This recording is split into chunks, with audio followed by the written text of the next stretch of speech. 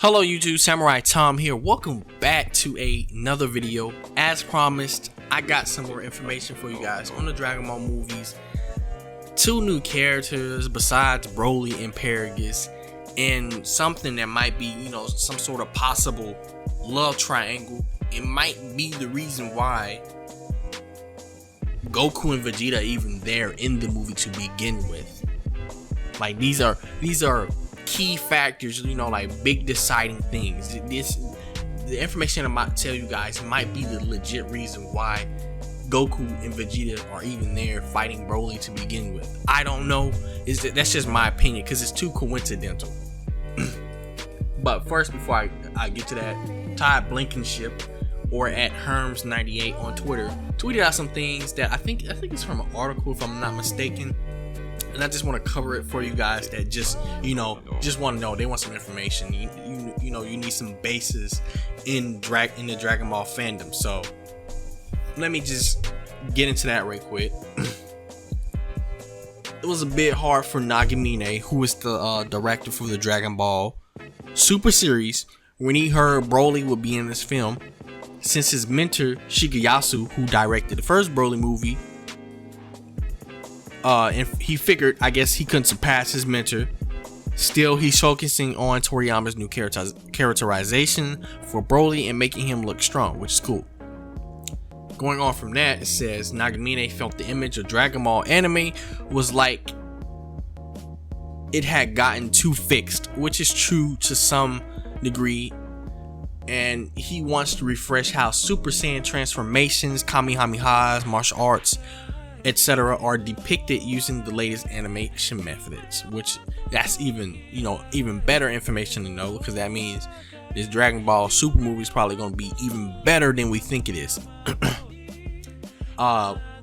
With that in mind, Toriyama's tingly back description for turning Super Saiyan inspired him to focus on the transformation's physical aspects.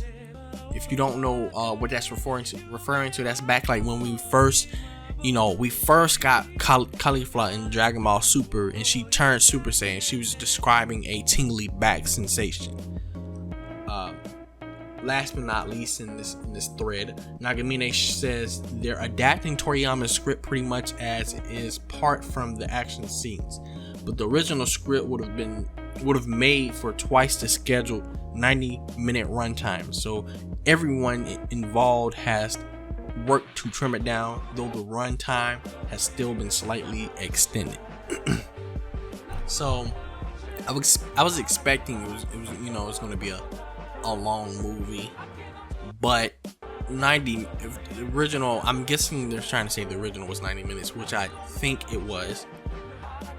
If it's still going to be short but extended, I would think it's probably going to be 120 minutes. I don't know. That's exactly what, 2 hours? Seems about right. Most anime movies actually anyway are about, I mean, at least most of the ones that I watch, like One Piece, Film Gold, it was about 2 hours, 120 minutes. They usually are, especially for Dragon Ball. The movies usually are like 90 minutes. So this would be different, different step. Now, talking, about the possible love interest and the two new characters. First, I'm just going to mention the two new characters, Limo and Shell, I think that's how you say her name. I'm not sure. It might be Shelly. I don't know. But on the new characters, Shell is a young delinquent girl who acts on her emotions. She helps out Broly without thinking of the consequences, with terrible results. Limo has served in Frieza's army for decades. He wants to do something about Broly but knows his own limits. Limo encountering Broly and Shell's actions start to influence him. Nagamine likes the balance between these characters, but saying any more would spoil the movie. Now, with the way that that's being introduced to us, this information, it would seem like, first let's just say, when I know this is a Dragon Ball movie and anything can happen, but typically you don't just act on your emotions for someone, even though you know the results of it are going to be severe. You don't just do that unless that person means something to you. So that's why, in a way, we can kind of assume that this is like some kind of love interest.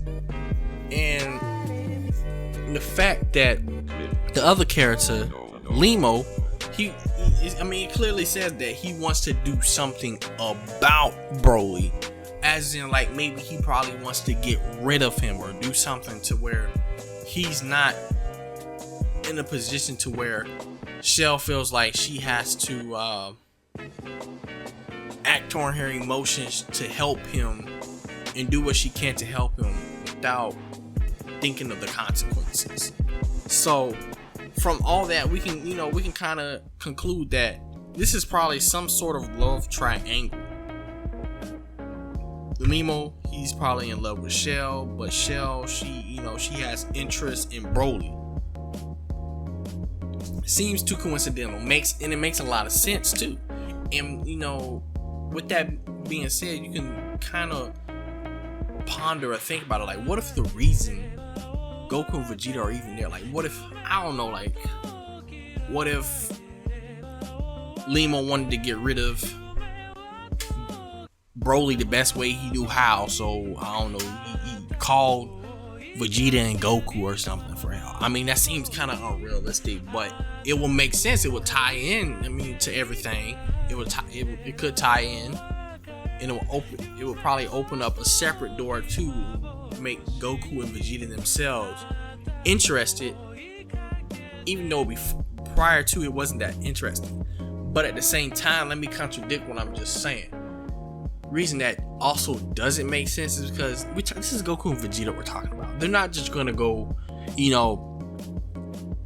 fight somebody else, fight somebody powerful on someone else's accord because they're in, that particular person is in love with someone that other person is endangering. So that's why it doesn't make sense. But I don't know. You let me know what you think in the comment section down below. I'm kind of stuck or lost for words on what to say, but this information is really good. It gives us a little bit of a look into the movie, and we can kind of discover the possibilities. But like I said, let me know what you think about this information in the comment section down below. If you enjoyed this video, you can also let me know by dropping a like down below. And hey, if you are new here, why not subscribe for more videos like this one? Make sure you stalk my Twitter. Also check out my other social media, and also consider becoming my patron on Patreon. All links will be in the description below. So thank you so much for watching, and of course, if you did enjoy, I will of course see you in the next one. Peace.